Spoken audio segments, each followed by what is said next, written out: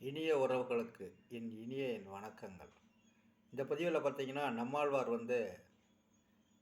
வைகுண்டம் போனால் அங்கே என்னென்ன நடக்கும் அப்படிங்கிறத அழகாக சொல்கிறாரு.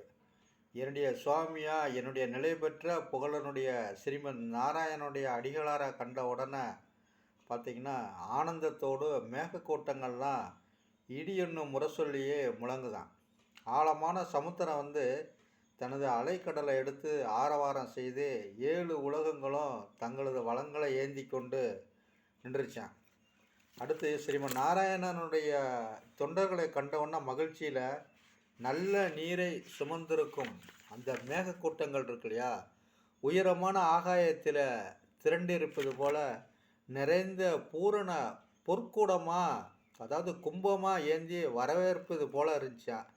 நீர் நிறைந்த கடல்கள்லாம் உயரமான அலைகளை எழுப்பி ஆரவாரம் செய்துதான். அந்தந்த உலகில் உள்ளவர்களாக எங்கும் நெடுகிலும் பரவியுள்ள மலைகளை தோரணங்களாக்கி வணங்குறாங்களாம் இந்த பெருமாளுடைய அடியார்களை. இந்த பாசுரம் கேட்டாலே நமக்கு ஸ்ரீமன் நாராயணனை விட நாராயணனுடைய பக்தர்கள் தான் உயர்வுன்னு நம்ம சொல்லலாம். விக்ரமனுடைய அந்த அடியார்கள் இருக்காங்க இல்லையா, அந்தந்த உலகத்தில் வாழ்பவர்கள்லாம் நல்ல மலர்களை மழை போல் பொழிந்து, மழை எப்படி பெய்தோ அது மாதிரி தூபம் விட்டு எங்கள் உலகத்துக்கு வாருங்கள் என்று வரவேற்கிறாங்களாம். 2 பக்கங்களிலும் ரிஷிகள் வேதங்களை இசைத்தபடி வைகுண்டத்துக்கு இப்படித்தான் செல்ல வேணும்னு எல்லாரும் வரவேற்கிறாங்களாம். ரிஷிகளும் தேனோடு மலரும் திருத்துழாயே முடியில தரித்த அந்த மாதவனுடைய தொண்டர்கள் தங்கியிருக்க, நான் முன்னே என்று தேவர்கள் இடம் வைக்கிறாங்க. இங்கே வாங்க அப்படின்னு தேவர்கள்லாம் ஒவ்வொரு இடமா கூப்பிடுறாங்க. 12 ஆதித்தர்களும் அவர்கள் வழி நடக்க தங்களது ஒளி கரங்களை பரப்புகிறாங்களாம். இங்கே கதிரவன் உதிக்கிறத நம்ம தான் அது பின்னாடி அலையணும். ஆனால் அங்கே போனோம்னா கதிரவனுடைய ஒளிக்கற்றைகள் எல்லாம் நம்மை வரவேற்கு. நாம் செல்லும் வழியில் ஒளியை பரப்புகிறது 12 ஆதித்யர்களும். தேவர்கள் வாசிக்கும் முரசொலி அலைக்கடலில் ஓசையை ஒத்திருக்குதாம்.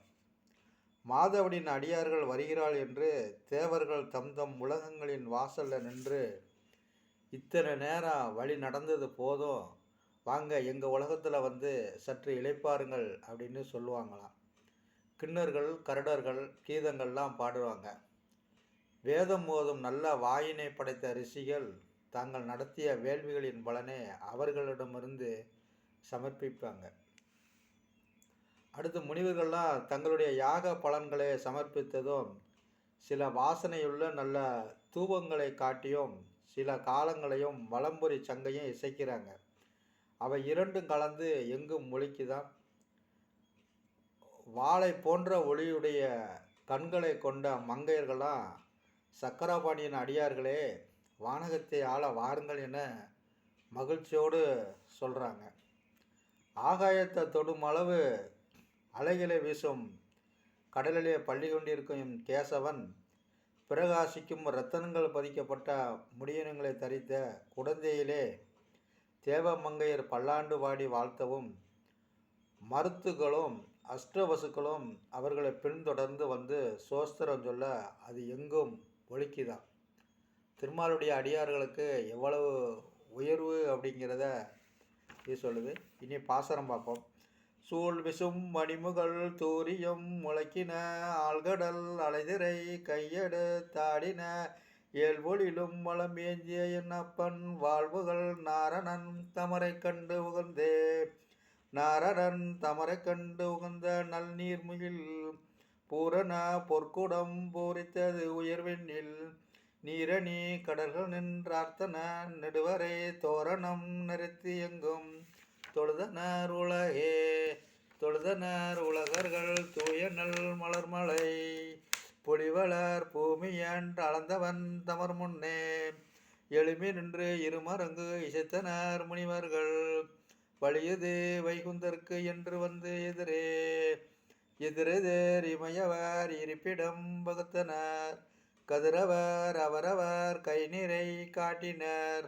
அதிர்குரல் முரசங்கள் அலைகுடல் முழக்கு ஒத்த மதுவெறி துளைமுடி மாதவன் தமர்க்கே. மாதவன் தமரன்று வாசலில் வானவர் போதுமென் எமுதியடம் புகுக என்றனர். கீதங்கள் பாடினர் கிண்ணர்கள் கருடர்கள் வேதனல் வாயவர் வேள்வியும் அடுத்தே. வேள்வி உன் மடுத்தலும் விரைகமல் நரும்புகை காலங்கள் வளம்பொறி கலந்து எங்கும் இசைத்தனர். ஆழ்மின்கள் வானகம் மாளியான் தமரென்று வாழ்வொன்கண் மடந்தையர் வாழ்த்தினர் மகிழ்ந்தே. மடந்தையர் வாழ்த்தலும் மருதரும் வசுக்களும் தொடர்ந்து சோஸ்திரம் சொல்லினர் தொடுகுடல். கிடந்தையம் கேசவன் கிளரொளி மணிமடி குடந்தையம் கோவலன் குடியடியார்க்கே.